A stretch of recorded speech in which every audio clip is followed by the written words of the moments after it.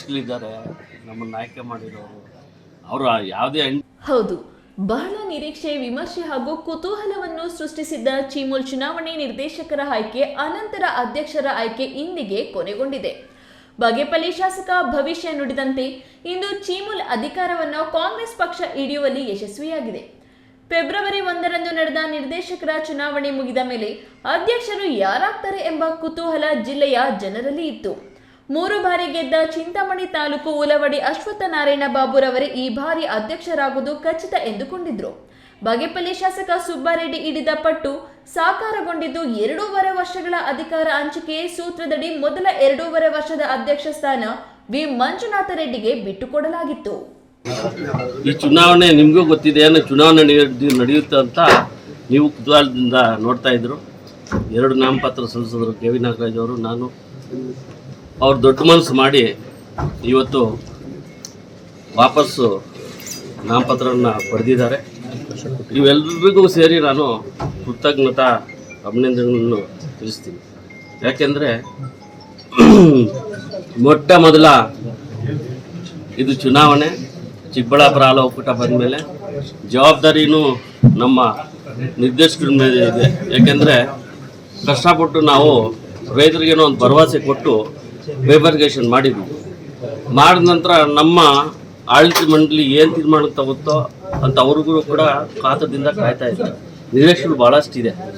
ಆ ನಿರೀಕ್ಷೆಗಳಿಗೆ ಹುಸಿಯಾಗ ರೀತಿ ಮತ್ತು ನಮ್ಮ ನಂಬಿಕೆ ವಿಶ್ವಾಸವನ್ನು ಇಟ್ಟ ಎಲ್ಲ ನಿರ್ದೇಶಕರು ಮತ್ತು ನಮ್ಮ ಒಕ್ಕೂಟದ ಅಧಿಕಾರಿಗಳು ನೌಕರಿಗಳಿಗೂ ಯಾವುದೇ ರೀತಿ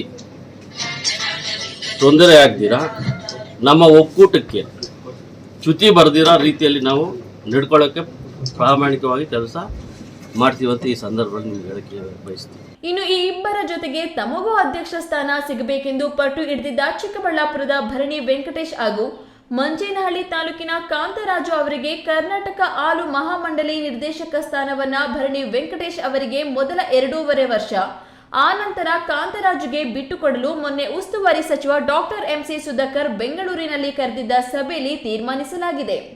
ಇನ್ನು ಪೆರೇಸಂದ್ರ ಕ್ಷೇತ್ರದಲ್ಲಿ ಕೊನೆಯದಾಗಿ ಬಂದು ಕಾಂಗ್ರೆಸ್ ಬೆಂಬಲಿತ ಅಭ್ಯರ್ಥಿಯಾಗಿ ಸ್ಪರ್ಧಿಸಿ ಸೋತಿದ್ದ ಕಾಕಲಚಿಂತ ರಾಮಣ್ಣಗೂ ಸರ್ಕಾರಿ ನಾಮನಿರ್ದೇಶಿತ ನಿರ್ದೇಶಕರನ್ನಾಗಿ ನೇಮಕ ಮಾಡಿಸಿ ಸಮಾಧಾನ ಪಡಿಸಿದ್ದಾರೆ. ಮೆಗಾ ಡೇರಿ ಆಡಳಿತ ಕಚೇರಿಯಲ್ಲಿ ನಡೆದ ಅಧ್ಯಕ್ಷರ ಆಯ್ಕೆ ಚುನಾವಣೆಯಲ್ಲಿ ವಿರೋಧ ಪಕ್ಷದ ನಾಯಕ ಕೆ.ವಿ. ನಾಗರಾಜ್ ತಮ್ಮ ಆಯ್ಕೆಯನ್ನ ಬಯಸಿ ಶಿಡ್ಲಘಟ್ಟ, ಚೇಳೂರು ಹಾಗೂ ಕೈವಾರದಿಂದ ಗೆದ್ದ ನಿರ್ದೇಶಕರ ಸಮ್ಮುಖದಲ್ಲಿ ನಾಮಪತ್ರ ಸಲ್ಲಿಸಿದ್ದಾದರೂ ಕೋರಂ ಕೊರತೆಯಿಂದ ನಾಮಪತ್ರವನ್ನು ಹಿಂಪಡೆದರು.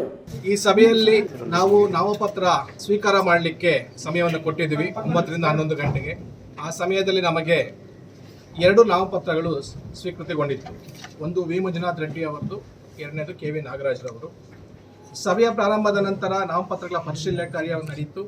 2 ನಾಮಪತ್ರಗಳು ಅಂಗೀಕೃತವಾಯಿತು. ತದನಂತರ 11:20 ರಿಂದ 11:50 ನಾಮಪತ್ರಗಳನ್ನು ಹಿಂತೆಗೆದುಕೊಳ್ಳಲು ಸಮಯಾವಕಾಶ ನೀಡಲಾಗಿತ್ತು. ಕೆ.ವಿ. ನಾಗರಾಜ್ರವರು ತಮ್ಮ ನಾಮಪತ್ರವನ್ನು ಹಿಂಪಡೆದಿರುತ್ತಾರೆ.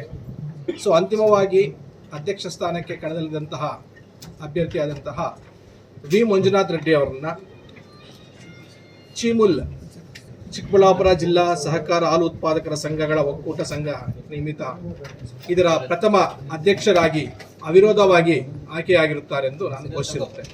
ಚುನಾವಣೆ ಅಧಿಕಾರಿಯಾಗಿ ಕೆಲಸ ಮಾಡಿದ ಎಡಿಸಿಎನ್ ಭಾಸ್ಕರ್ ಹಾಗೂ ಡೈರಿ ಉಸ್ತುವಾರಿ ಅಧಿಕಾರಿ ಎಸ್ಸಿ ಅಶ್ವಿನ್ ನೂತನ ಅಧ್ಯಕ್ಷರ ಅವಿರೋಧ ಆಯ್ಕೆ ಘೋಷಿಸಿದ್ರು. ಮಂಜುನಾಥ ರೆಡ್ಡಿ ಅಧ್ಯಕ್ಷರಾಗಿ ಆಯ್ಕೆಯಾಗುತ್ತಿದ್ದಂತೆ ಅವರ ಅಭಿಮಾನಿಗಳು ಪಟಾಕಿ ಸಿಡಿಸಿ ಸಿಹಿ ಹಂಚಿ ಸಂಭ್ರಮಾಚರಣೆ ಮಾಡಿದ್ರು.